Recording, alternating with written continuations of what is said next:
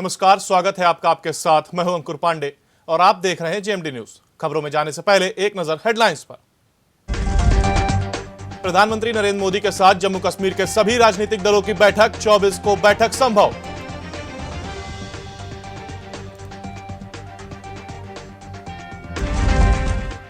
नहीं रहे flying Sikh Milkha Singh, corona से जूझ रहे थे पीएम मोदी ने व्यक्त किया दुख।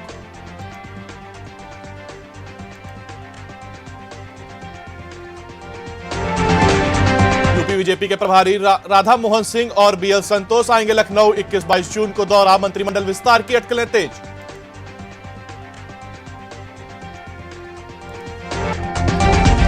बीजेपी के प्रदेश अध्यक्ष स्वतंत्र देव सिंह ने बड़ा दावा, सीएम योगी के नेतृत्व में बीजेपी लड़ेगी 2022 का विधानसभा चुनाव।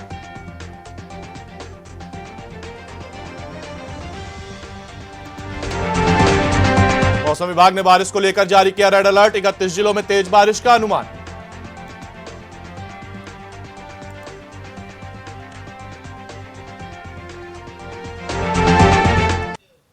बढ़ते हैं अब खबरों की ओर। देश और दुनिया में फ्लाइंग सिख के नाम से मशहूर मिल्खा सिंह का निधन हो गया है। मिल्खा सिंह करीब महीने भर तक कोरोना संक्रमण से जूझते रहे।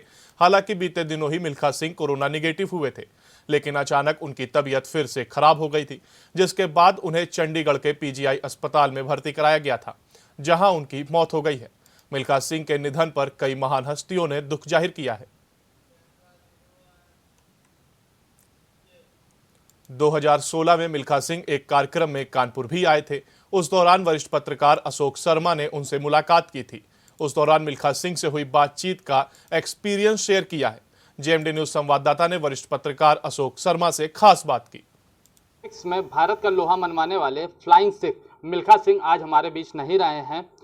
2016 में वे कानपुर आए थे। 20 मार्च को कानपुर पहुंचे थे। मैनावती मार्ग में स्कूल में आए थे एक कार्यक्रम में।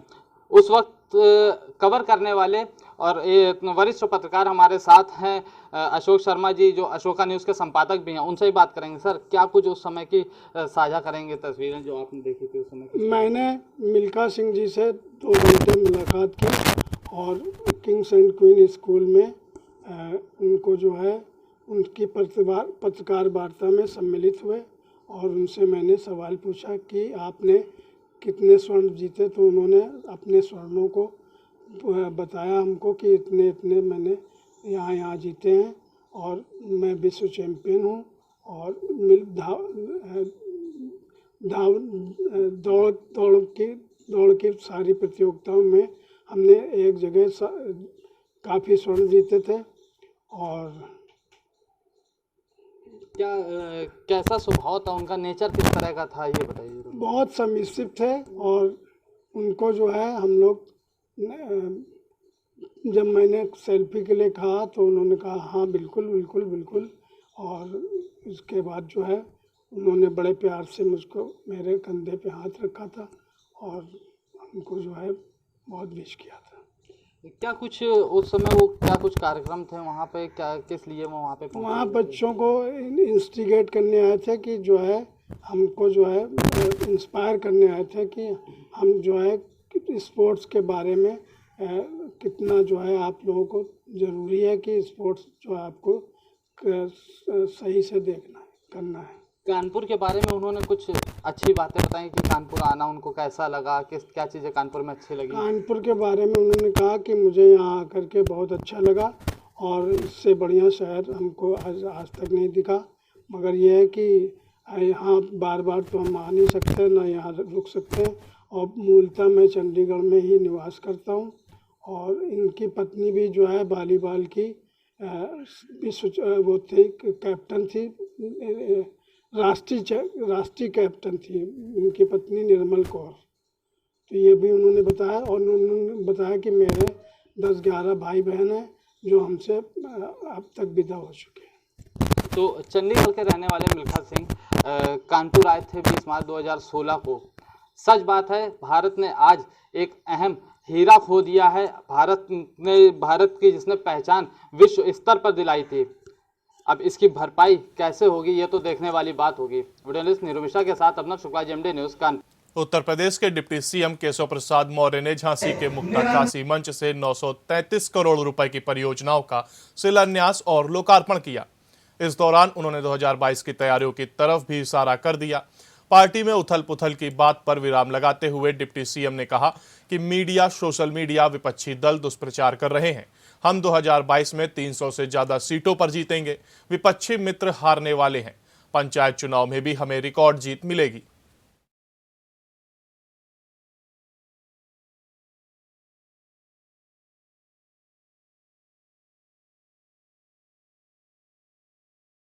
और आज लगभग 200 करोड़ से अधिक की लागत की परियोजनाओं की घोषणा भी की गई है। हमारे माननीय जनप्रतिनिधियों ने कई प्रस्ताव दिए हैं, उनको भी हम कंसीडर करेंगे। जिसकी घोषणा करते हुए बड़ी लंबी सूची बहुत देर लग जाती है, लेकिन जो भी प्रस्ताव दिए गए हैं जनहित में, उनको सर्वोच्च प्राथमिकता के आधार पर पूरा करने का काम करेंगे। हमारा प्रयास है कि बुंदेलखंड ने लगातार भारतीय जनता पार्टी का साथ दिया है, इसलिए केंद्र में और प्रदेश में भाजपा की सरकार बनी है और हम बुंदेलखंड के विकास में केंद्र और प्रदेश सरकार दोनों मिलकर के कोई कमी नहीं रह जाने देंगे। या यहाँ की जनता को आप सबके माध्यम से विश्वास। पहाड़ी व मैदानी क्षेत्रों में हो रही बारिश के चलते गंगा के जल स्तर में बढ़ोतरी होना शुरू हो गई है। जल स्तर बढ़ने से गंगा कटरी के क्षेत्रों में कटान होना भी शुरू हो गया है। वहीं गंगा घाट कोतवाली में रविंदास नगर में गंगा के किनारे बसे लोगों को भय का माहौल बन गया है। आपको बताते चले कि हर साल गंगा का जल स्तर बढ़ने से कई घर बह जाते हैं। सिंचाई विभाग जियो बैग डालकर खाना पूर्ति कर देता है, मगर जियो बैग की मियाद पूरी होने के बाद वह खराब हो जाते हैं। पूरे मामले पर हमारे शुक्लागंज संवाददाता ने लोगों से बात की। स्थानीय लोगों ने बताया कि हर साल सिंचाई विभाग के अधिकारी आकर निरीक्षण करते हैं और चले जाते हैं, मगर समस्या जस की तस बनी हुई है। हम इस समय शुक्लागंज के रविदास नगर में हैं, जहां पर हम आपको दिखाना चाहेंगे कि गंगा का जलस्तर लगातार बढ़ रहा है और जिसके चलते कटान जो है वो कटान भी तेज़ी से हो रही है।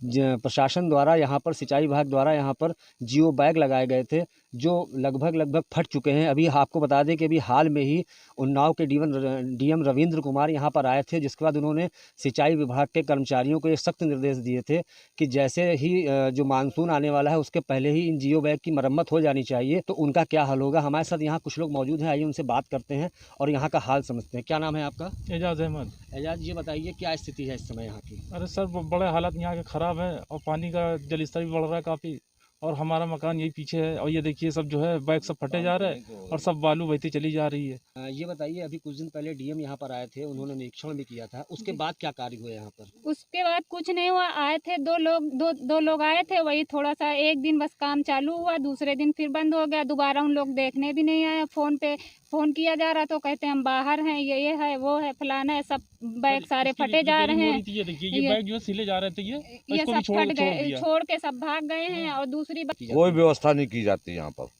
बस कहते हैं वहाँ चले जाओ, वहाँ चले जाओ, आप लोग सामान हटा लीजिए, इसके अलावा कोई व्यवस्था नहीं की जाती। कटान रोकने के लिए पिछले साल कुछ कार्य किए गए? पिछले साल तो ये कार्य किया गया था, ये बैग डाले थे, सारे बैग फट गए। देखिए आपके सामने गंगा में सब समा रहे हैं। आपके साल तो हम लोगों के मकान चले जाएंगे। देखिए आपके सामने कटान हो रही है। तो जैसा कि आपने देखा, यहाँ पर जो लोग हैं वो खासे नाराज़ हैं जिला प्रशासन को लेकर। जो भी उनके कार्य हैं वो संतोषजनक नहीं है। लोगों को इस बात का विशेष डर है कि कहीं ना कहीं अगर ये कटान तेज़ी से होती है तो उनके मकान गंगा में समा सकते हैं, जिससे उनको खासी परेशानियों का सामना करना पड़ सकता है। Dwijendra Mishra, Shuklaganj, JMD news. कानपुर के डीसीपी क्राइम सलमान ताज पाटिल ने स्पेशल जुवेनाइल होम का निरीक्षण किया, वहां रह रहे बच्चों से बात की और जल्द ही उनको उनके परिवार तक पहुंचाने का आश्वासन भी दिया। शहर के इन दिनों हो रहे ऑर्गेनाइज क्राइम में बच्चों का उपयोग और चौराहों पर भीख मांगने के लिए बच्चों का जो उपयोग किया जा रहा है, उसके लिए कानपुर कमिश्नर ने अभियान छेड़ रखा है। इस अभियान के दौरान कई बच्चों को भीख मांगने वाले गैंग से मुक्त भी कराया जा चुका है। अब जल्द ही इन बच्चों को इनके परिजनों से मिलाने का प्रयास शुरू किया जाएगा। इसी कड़ी में डीसीपी क्राइम ने कानपुर के राजकीय बाल गृह में आकर बच्चों का ब्यौरा लिया और शहर में हो रहे ऑर्गेनाइज क्राइम में बच्चों के प्रयोग को लेकर सख्ती बरतने की बात कही है। ये क्राइम ब्रांच के अंदर हमारा स्पेशल पुलिस जुवेनाइल यूनिट, विशेष बाल किशोर इकाई एक यूनिट है और एक एंटी ह्यूमन ट्रैफिकिंग यूनिट है। तो इसमें हम लोग प्रयास कर रहे हैं कि इस तरीके के जो बच्चे जो ज़बरदस्ती से भीख मंगवाए जाते हैं, इन लोगों पर हमारा एक अभियान चल रहा है। और इसी तरीके से हमने पता किया बहुत सारे बच्चों का data track the missing child website पर नहीं है और उनकी क्या समस्याएं एक बार हम समझने के लिए उनकी कहाँ के रहने वाले हैं ये जानने के लिए पिछले कुछ दिन पहले भी आपने देखा होगा बिहार का एक काजू नाम का लड़के को उसके परिवार से मिलाने का स्पेशल पुलिस जुवेनाइल यूनिट ने बांदा के कालिंजर थाने में तैनात कांस्टेबल अमरजीत की मौत के बाद शव पोस्टमार्टम के लिए पुलिस लाइन लाया गया, जहां पुलिस अधीक्षक अभिनंदन ने मृतक सिपाही को कंधा देते हुए श्रद्धांजलि और सलामी दी। इस मौके पर अपर पुलिस अधीक्षक Mahendra Pratap Singh Chauhan, CO city Rakesh Kumar Singh, CO सदर सत्यप्रकाश शर्मा मौजूद रहे। तो वहीं आपको बता दें कि कालिंजर थाने में तैनात सिपाही अमरजीत की मौत जिला अस्पताल में हुई थी। मृतक अमरजीत की शादी अभी 6 माह पहले ही हुई थी। 2016 में उनकी पहली पोस्टिंग हुई थी। अमरजीत का शव उसके गांव जनपद कौशाम्बी के लिए बांदा में रवाना किया गया।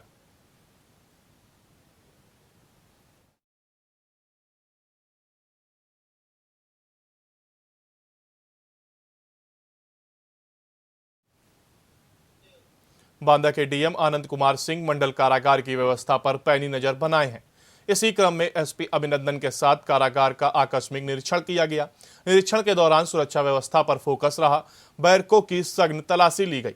जिले प्रशासन को अधिकारियों ने बैरकों को समय समय पर सैनिटाइज करने के भी निर्देश दिए हैं।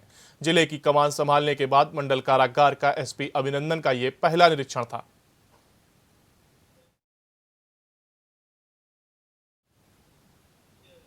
उरई मुख्यालय में स्थित फायर स्टेशन का पुलिस अधीक्षक डॉक्टर यशवीर सिंह ने बारीकी से निरीक्षण किया। निरीक्षण के दौरान उन्होंने सभी अग्निशमन यंत्रों और फायर गाड़ियों का डेमो देखा। साथ ही उन्होंने निर्देश दिए कि अत्याधुनिक यंत्रों को प्रयोग में लाया जाए और कोई भी सूचना मिलने पर तुरंत मौके पर पहुंचा जाए। 30 साल पुरानी फायर टेंडर मशीन को फिट मिलने पर चालक को इनाम देने की घोषणा की है। आज फायर सर्विस स्टेशन उरई का मेरे द्वारा निरीक्षण किया गया है। इसमें ज़्यादातर जो साफ़ सफाई की स्थिति है और जो दस्तावेजों का रखरखाव है, जो फर्नीचर है, वो सब अच्छी संतोषजनक स्थिति में मुझे मिला है। इसके अलावा जो छोटी मोटी जो कमियां थी उनके बारे में सीएफओ को निर्देशित किया गया है। जैसे कुछ बिल्डिंग्स का हिस्सा टूटा हुआ है, उसे कंडम घोषित कराकर नीलाम कराया जाए। जो पुराने टूटे फूटे वाहन और जो सामग्री पड़ी है उसे भी कंडम करा के पुलिस लाइन में उसे नीलाम कराया जाए। एक एफआईआर यहाँ पर पंजीकृत है जिसमें एक वाहन को जला दिया गया था। उस संबंध में गवाहों की क्या स्थिति है, पुलिस के जो गवाह थे उनकी गवाही कराई जाए, इस बारे में भी सीएफओ को निर्देशित किया गया है। देखिए 200 घटनाएं जो रिकॉर्ड में हैं हमारे 1 जनवरी से लेके अब तक 18 जून तक जो है लगभग 6 माह की अवधि में इस वर्ष 200 घटनाएं हुई हैं, जिसमें फायर सर्विस ने लगभग 3.5 करोड़ की प्रॉपर्टी को बचाया है और इसमें 2 जानवर भी जिंदा उन्होंने सुरक्षित। जीएमडी न्यूज पर खबरों का सिलसिला लगातार जारी है। फिलहाल रुकते हैं यहाँ पर एक छोटे से ब्रेक के लिए, जल्द लौटेंगे।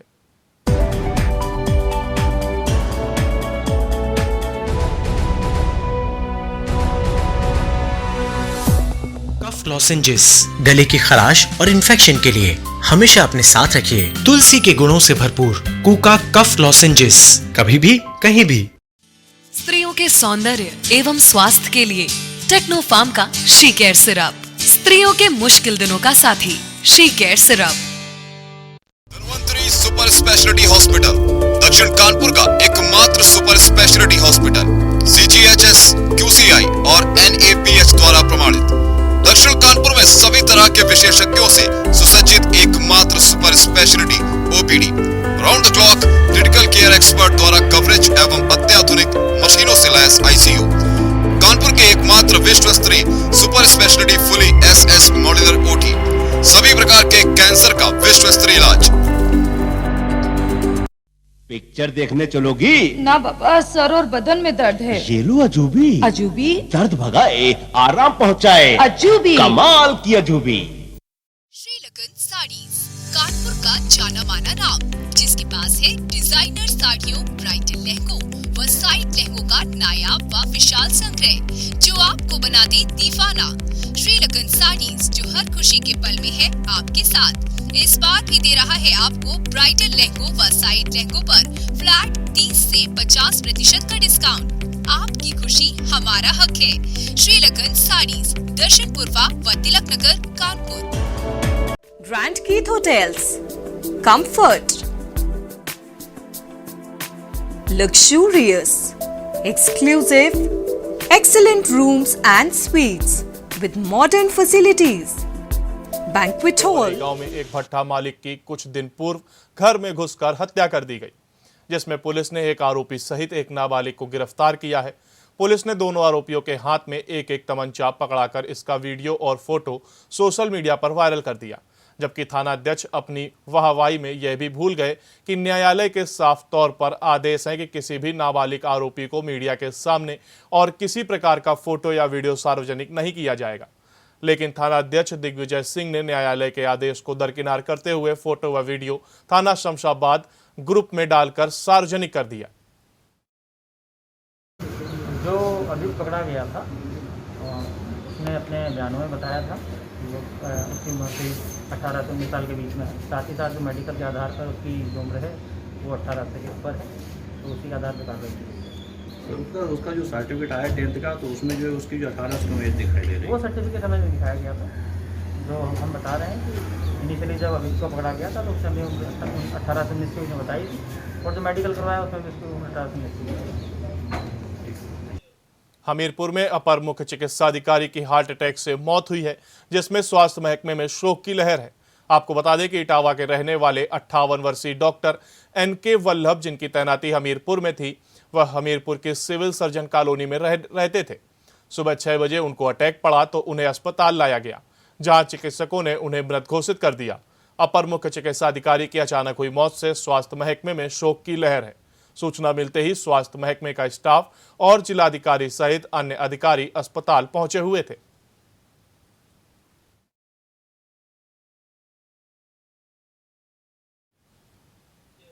कोरोना की दूसरी लहर और लॉकडाउन के बाद GMD न्यूज की टीम ने जाना नरैनी के व्यापारियों से व्यापार का हाल। नरैनी के व्यापार से ग्रामीण इलाकों का सीधा जुड़ाव है। कपड़ा व्यापारी संतोष गुप्ता ने बताया कि अभी 75% व्यापार ही वापस लौटा है। अगले वर्ष तक व्यापार रफ्तार पकड़ेगा। वहीं इलेक्ट्रॉनिक दुकानदार नफीस अहमद ने बताया कि जब व्यापार का समय था तब लॉकडाउन लगा रहा, दुकानदार केवल अपना समय काट रहा है। सराफा व्यवसायी पूरनलाल सोनी का कहना है कि पेट के लिए रोटी चलाना है तो काम करना। पहले 2 जोड़ी पायल दिन भर में बनाते रहे, अब 1 जोड़ी भी बनाना मुश्किल है, उधारी बढ़ गई।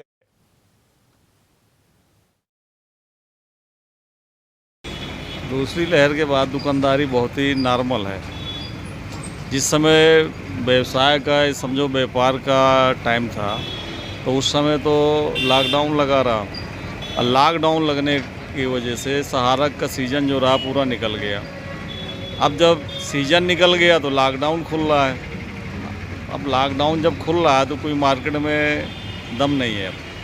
अब ये है कि दुकानदार अपना टाइम काट रहा है, खर्चा किराया भाड़ा निकल जाए उसका, यही बहुत बड़ी बात है। 2 साल से लॉकडाउन में व्यापारी परेशान रहा।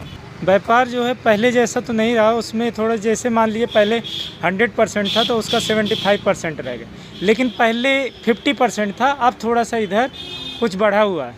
लेकिन ये जो सीज़न चल रहा था शादी वादी का, वो सीज़न में कुछ शादियां भी शिफ्ट हुई हैं, इसकी वजह से भी थोड़ा व्यापार डाउन हुआ है। सराफा बाज़ार कहाँ रह गया। अब तो ये है कि किसी तरह पेट रोजी चलाना है तो काम करना है।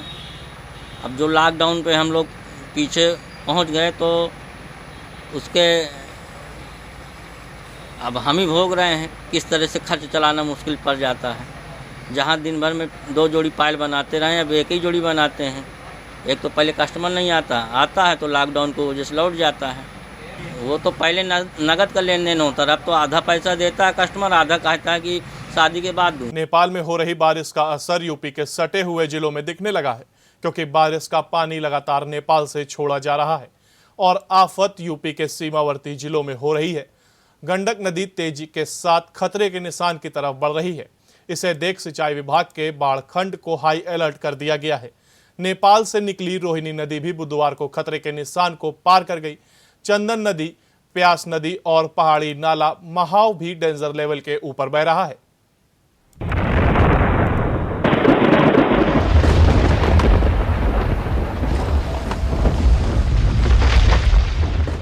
भारी बारिश के बाद नेपाल द्वारा बड़ी मात्रा में पानी छोड़े जाने से यूपी बिहार के कई जिलों में बाढ़ की स्थिति उत्पन्न हो गई है।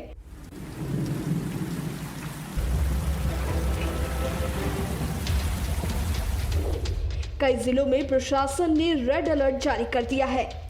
यूपी के महाराजगंज में पिछले 3 दिन से मानसूनी बारिश ने जिले में बाढ़ का कहर दिखाना शुरू किया है।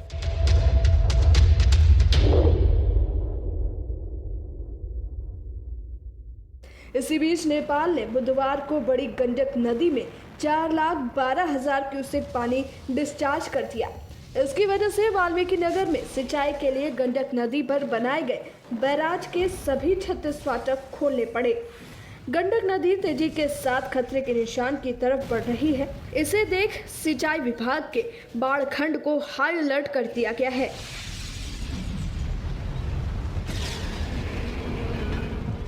नेपाल से निकली रोहिणी नदी भी बुधवार को खतरे के निशान को पार कर गई।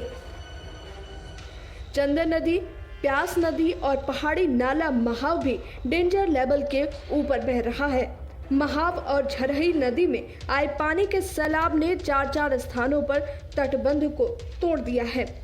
इससे भारतीय सीमावर्ती क्षेत्र ठूठी बारी और बरगदवा क्षेत्र के कई गांव में पानी घुस गया है।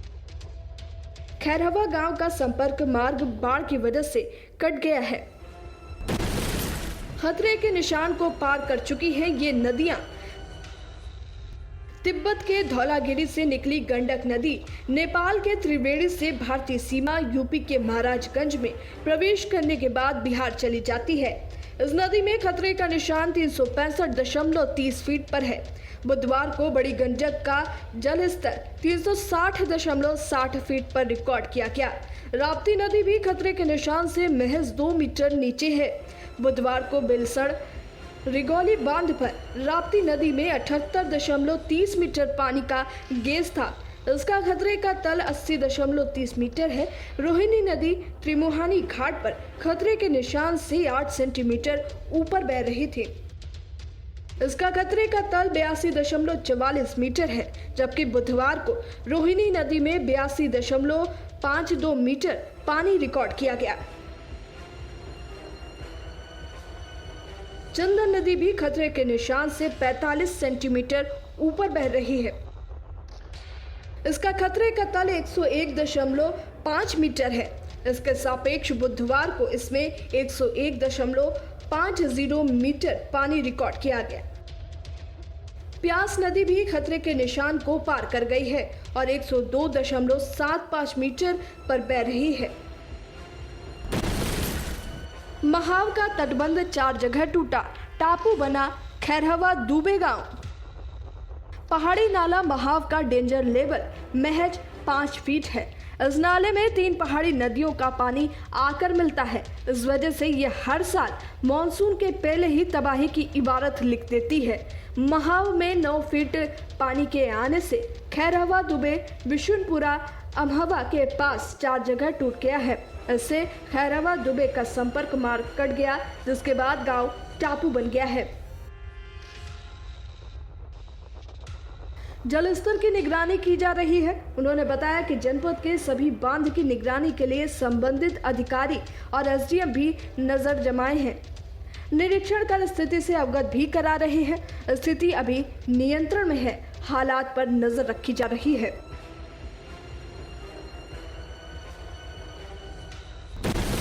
झरही नदी ने मचाई तबाही।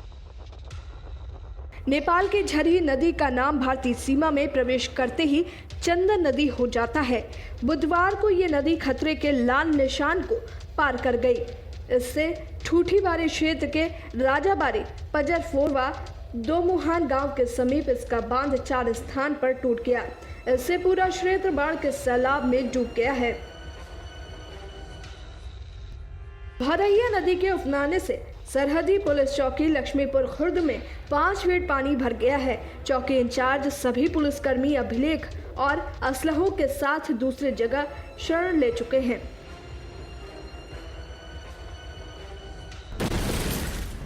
चार जगह टूटा झरही नदी का तटबंध।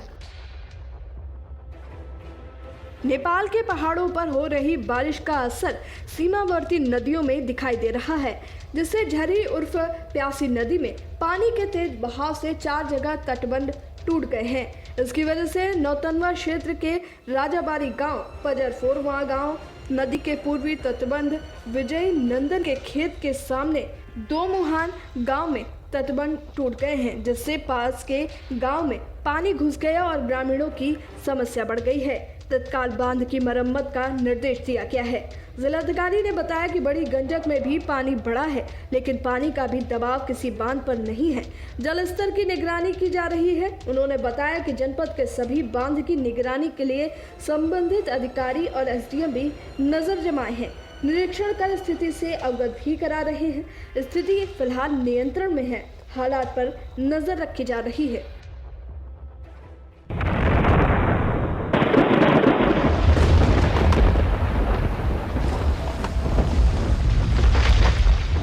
और इसी के साथ हमारे इस बुलेटिन में फिलहाल इतना ही। बाकी अन्य तमाम छोटी बड़ी खबरों के लिए आप देखते रहिए जेएमडी न्यूज। नमस्कार।